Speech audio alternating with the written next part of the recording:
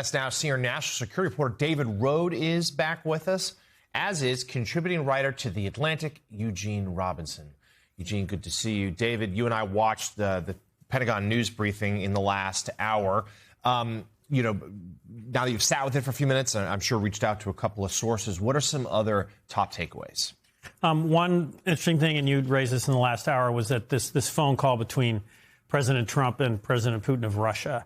And that's based on this extraordinary reporting, which other outlets had, and we've confirmed that Russia's been providing information to Iran that it can use to target American bases, American ships, and American service members. And that's extraordinary. And President Trump sort of downplayed the importance of it. A Fox News reporter asked him about it on Friday, and he called it a stupid question. And so Hegseth was asked about what happened in this phone call between President Putin and President Trump yesterday, and there was sort of a non-answer. And it's critical that Russia stop sharing this information with Iran. They're not, sources told me, telling the Iranians how to use it, but it sounds like it's aerial imagery, or hypothetically it's aerial imagery, and they can see then the positioning of U.S. forces that would help missile attacks by the Iranians. So that was important. And again, the three objectives were very clearly laid out. The first two, the United States is achieving, and the military is doing an amazing job. Destroy the missile stockpile and the defense industrial base to build missiles. That's going very well. Destroy Iran's Navy. That's going very well. And, as we talked about in the last hour, it's the third one. Permanently deny Iran nuclear weapons forever. And that's just, I don't know how you achieve that unless you have boots on the ground or monitors, because, it would take them years. The nuclear program and the nuclear equipment that Iran has been decimated by U.S. airstrikes last year and now. But if this regime stays in place, they can again try to covertly build a bomb. An extraordinarily ambitious goal, and one that certainly couldn't be achieved in a week or so, which is one of the timelines President Trump offered yesterday in terms of when the war would end. He was more vague other moments. We should also note the Trump-Putin call. We only know about that call because the Kremlin put it out. And that's been the case now several times, where Moscow has released the readout of that call before the White House does. And sometimes the White House doesn't even bother. Trump didn't even take the Truth Social on this one. So, Eugene Robinson, again, real shifting explanations as to why we went into this war, as you just heard David say. Maybe some clarity on what our objectives are, but the big one still is out there. Like, are we doing regime change or not? Hegseth suggests no. President Trump, though, says he should get a say in who's going to lead Iran. Tehran, to this point, has declined to offer that invitation to President Trump to get a vote. And I think this leads to this sort of muddled picture, which I think is reflected in the polls. Americans don't really support this war, I think in part because they don't know what it's about.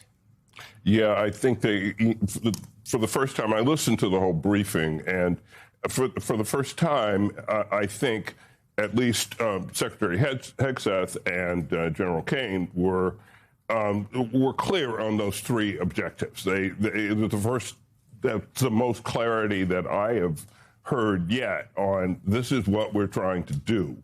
Again, that third objective, deny them a nuclear bomb forever, it's certainly unclear how this operation gets you there.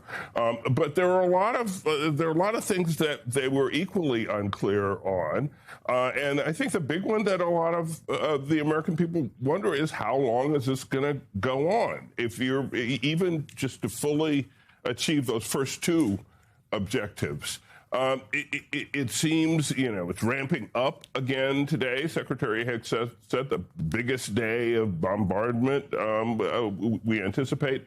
But again, if you're just going to use air power, Iran is a really big country, and a lot of apparently the missiles and maybe some of the drones, in addition to the nuclear material, deeply buried. And I know they're using 2,000-pound bombs to go after some of that stuff. But if you're going to do this with air power alone, you might be at this for a while. And I think that's what makes a lot of people uneasy. There's also the question of the Iranian response, the fact that they are shooting fewer and fewer missiles and drones at American and allied forces.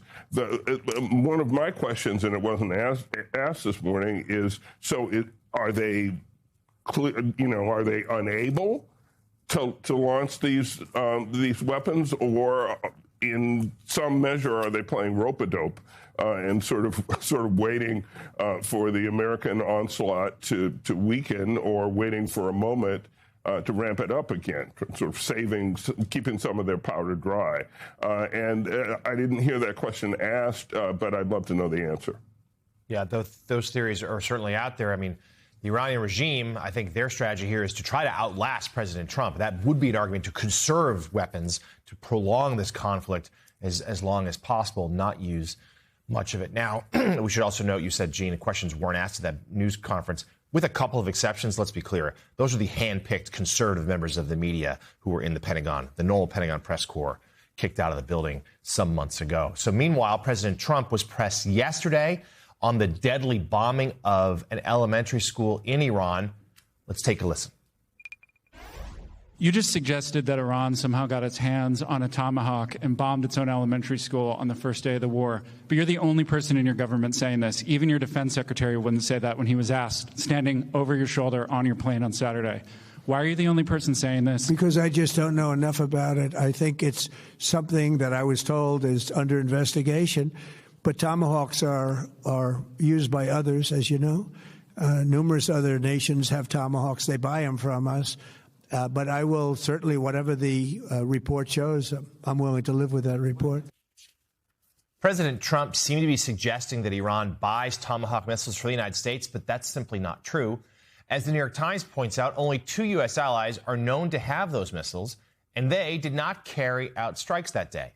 A body of evidence assembled by the paper, including satellite imagery, social media posts, and other verified videos, indicates that the elementary school building was likely hit by a Tomahawk missile that was fired at the same time as U.S. attacks on a nearby Iranian naval base. And David Rode, first of all, credit to that reporter at the New York Times there, pressing the president yesterday at that news conference. All evidence, and the Times has been out in front of this, but other outlets as well have done their own analysis. They do believe it was likely a U.S. missile that hit this school. Clearly a terrible tragedy. But again, even taking a step back shows again that it's hard to believe sometimes the President of the United States and our own government in their narrative of this war. He's just wrong about the Tomahawks. The Israelis do not use Tomahawks. There's no way, that there was some other nation, UK, just fired a Tomahawk missile and it went in and hit a school. And there should be a report coming out from Central Command, a preliminary investigation of what happened here. The latest thing that was come out, the Iranians released this, but it's pictures of debris from missiles. And we don't know, I don't trust them, but they're basically, it's remnants of a Tomahawk missile. And they say it came from the school itself.